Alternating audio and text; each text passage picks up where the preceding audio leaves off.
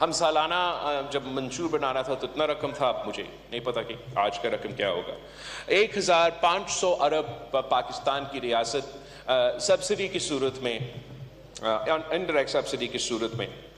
پیسہ رکھتے ہیں، اور ان میں سے جیسے کہ ہمارا فرٹیلائزر کمپنیز ہے، ان کو ہم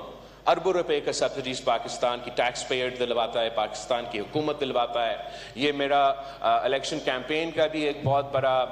حصہ تھا، اور وزیر اعظم صاحب نے اپنے ابتدائی کی تقریر میں بھی ذکر کیا کہ ہم اب یہ سبسڈی جو اربوں روپے کی صورت میں فرٹیلائزر کمپنیز کو دلواتے ہیں، ہم ان سے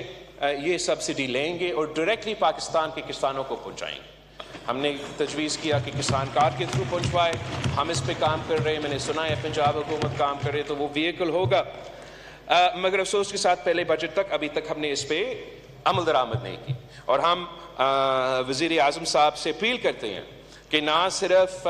فرٹیلائزرز کا مگر بہت سے ایسے بڑے تگڑے لابیز ہیں اس ملک، اور ہم وزیر اعظم صاحب سے اپیل کرتے ہیں کہ وہ آگے قدم بڑھائے، ان بڑے لابیز کا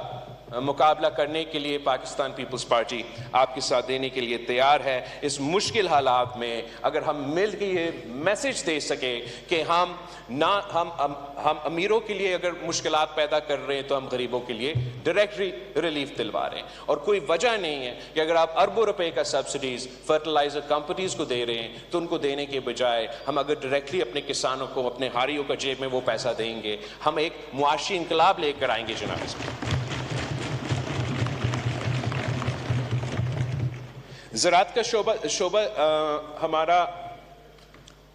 شاید ایک ہی برائٹ سپاٹ تھا، if I'm wrong somebody can correct me، پچھلے سال کا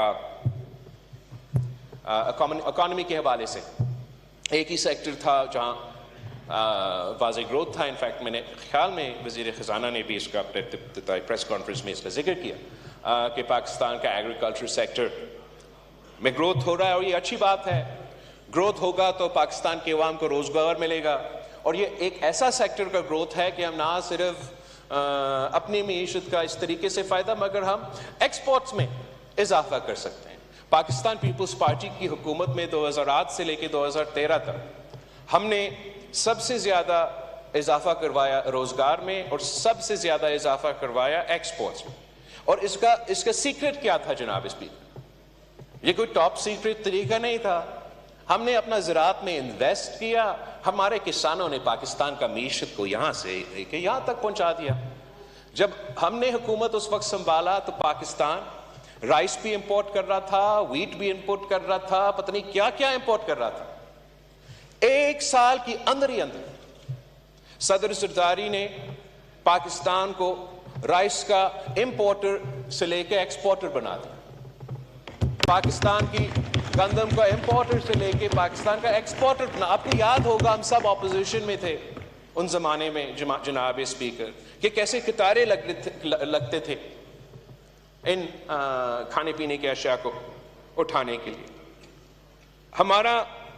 سب سے زیادہ جو امپلائمنٹ ہوتا ہے وہ بھی اسی سیکٹر سے ہوتا ہے۔